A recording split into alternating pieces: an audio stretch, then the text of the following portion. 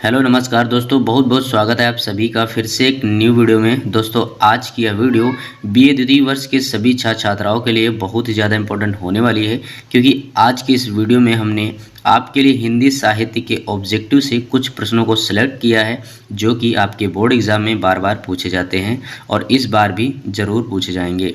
अगर आप भी अपने बोर्ड एग्ज़ाम में 95% लाना चाहते हैं तो इस वीडियो को लास्ट तक ज़रूर देख लें और चैनल पर नए हैं तो चैनल को सब्सक्राइब करके बेल आइकन को ज़रूर ऑन कर लें, क्योंकि मैं ऐसे ही एजुकेशन से रिलेटेड इस चैनल पर वीडियो डेली अपलोड करता रहता हूं। तो दोस्तों चलिए पहला प्रश्न देख लेते हैं। आपका पहला प्रश्न है कि कौन ऐसी वस्तु है जो सदैव अधूरी रहती है, कि ऐसी कौन सी वस्तु है जो सदैव अधूरी रहती है। तो इसका आपका राइट आंसर हो जाएगा ऑप्शन सी, यानी कि शिक्षा। शिक्षा जो है वह सदैव अधूरी रहती है। तो चलिए आपका अगला प्रश्न देख लेते हैं।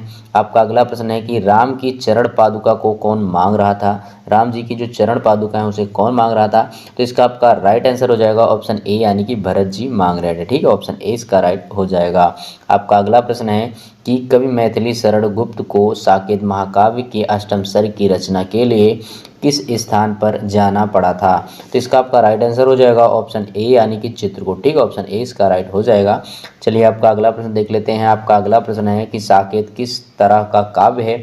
साकेत जो है वह किस प्रकार का काव्य है।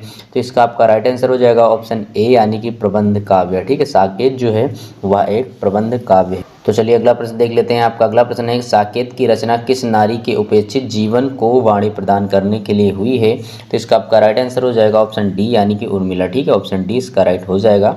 चलिए आपका अगला प्रश्न देख लेते हैं। आपका अगला प्रश्न है कि निज सौध सदन में उटज पिता ने छाया, मेरी कुटिया में राजभवन मन भाया, किस काव्य की पंक्तियां हैं। तो इसका आपका राइट आंसर हो जाएगा ऑप्शन ए, यानी कि साकेत की हैं। यह जो पंक्तियां हैं वह साकेत काव्य की हैं। ठीक है, चलिए आपका अगला प्रश्न है। आपका अगला प्रश्न देख लेते हैं कि प्रश्न संख्या 30 की पंक्तियां किसके द्वारा कथित हैं। तो इसका आपका राइट आंसर हो जाएगा ऑप्शन सी, यानी कि सीता। ठीक है, ऑप्शन सी इसका राइट हो जाएगा। चलिए अगला प्रश्न देख लेते हैं। आपका अगला प्रश्न है कि संदेश यहाँ मैं नहीं स्वर्ग का लाया, संदेश यहाँ मैं नहीं स्वर्ग का लाया, इस भूतल को ही स्वर्ग बनाने आया, साकेत में किसका कथन है। यह जो कथन है वह किसका है। तो इसका आपका राइट आंसर हो जाएगा ऑप्शन ए, यानी कि राम का। ठीक है, ऑप्शन ए इसका राइट हो जाएगा। चलिए अगला प्रश्न देख लेते हैं। आपका अगला प्रश्न है कि निम्नलिखित में से कौन सी रचना मैथिली शरण गुप्त जी की नहीं है। तो इसका आपका राइट आंसर हो जाएगा ऑप्शन बी, यानी कि गांधी गौरव। ठीक है, ऑप्शन बी इसका राइट हो जाएगा।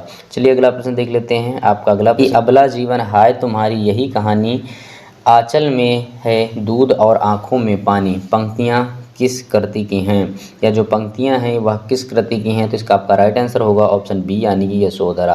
या जो पंक्तियाँ हैं यह यशोधरा की हैं। ठीक है, आपका अगला प्रश्न है कि भारत भारती के रचनाकार कौन हैं।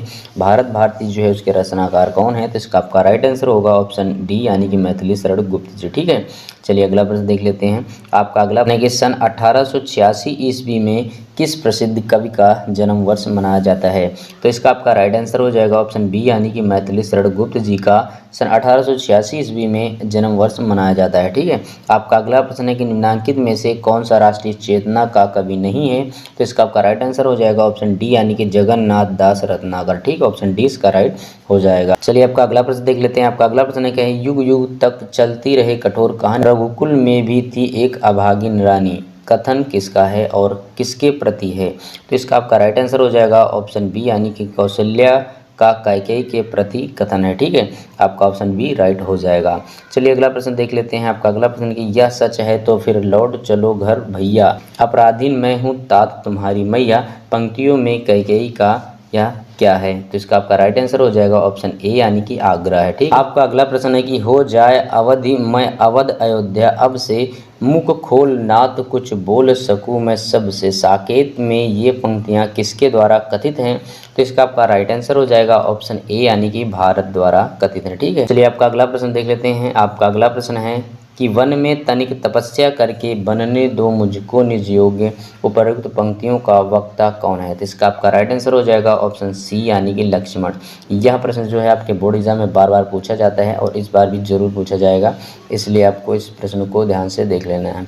चलिए आपका अगला प्रश्न देख लेते हैं। आपका अगला प्रश्न है कि सीधे पग धरती न बावली, कोमलता के भाव से भरी उपर्युक्त पंक्तियाँ किसके लिए कही गई हैं? तो इसका आपका राइट आंसर हो जाएगा ऑप्शन बी यानी कि सोनजूही के लिए कही गई हैं। ठीक है, चलिए अगला प्रश्न देख लेते हैं। आपका अगला प्रश्न है, यह सच है तो अब लौट चलो तुम घर। यह पंक्ति किस पात्र के किस काव्य में कही गई हैं? तो इसका आपका राइट आंसर हो जाएगा ऑप्शन डी यानी कि कैकेयी ने साकेत में कही हैं।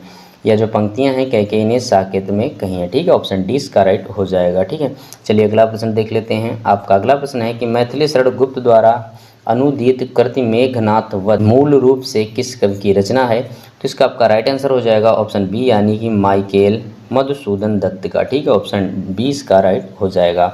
चलिए अगला प्रश्न देख लेते हैं। आपका अगला प्रश्न है कि निधि खोले दिखला रही प्रकृति निज माया, मेरी कुटिया में राज भवन मन भाया। उपर्युक्त पंक्तियाँ किस पात्र द्वारा कही गई हैं?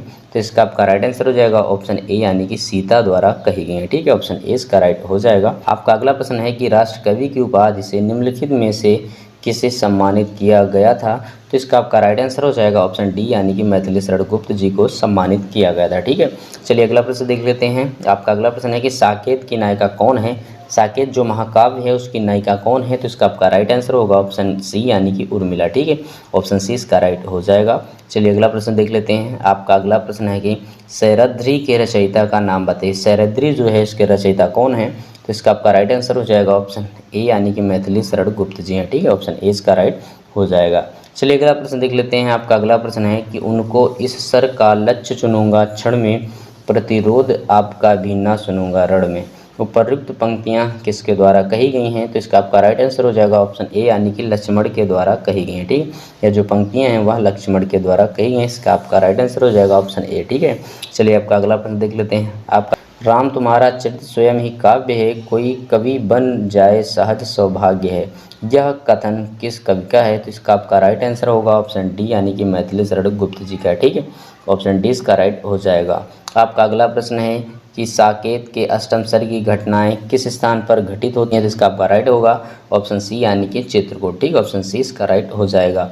चलिए अगला प्रश्न देख लेते हैं। आपका अगला प्रश्न है कि कृष्ण चरित्र पर आधारित मैथिली शरण गुप्त की कौन सी रचना है? तो इसका आपका राइट आंसर हो जाएगा ऑप्शन बी यानी कि द्वापर। ठीक, ऑप्शन बी इसका राइट हो जाएगा। ठीक है, चलिए अगला प्रश्न देख लेते हैं कि हाँ इसी अयस के हेतु जनन था मेरा, अब कौन अभिषिप्त और आर्य वह किसका, इन पंक्तियों में किसके हृदय की पीड़ा व्यक्त हो रही है?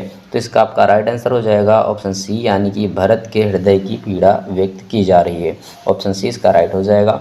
चलिए अगला प्रश्न देख लेते हैं। आपका अगला प्रश्न है और आपकी वीडियो का लास्ट प्रश्न कि भव में नव वैभव व्याप्त कराने आया, नर को ईश्वरता का ज्ञान प्राप्त कराने आया। इस पंक्तियों द्वारा गुप्त जी किसके आगमन के विषय में कह रहे हैं?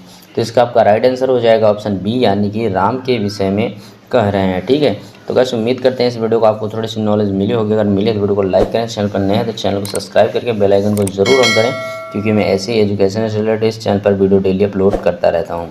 सो गाइस मिलते हैं नेक्स्ट वीडियो में, तब तक के लिए बाय, टेक केयर, जय हिंद, वंदे मातरम।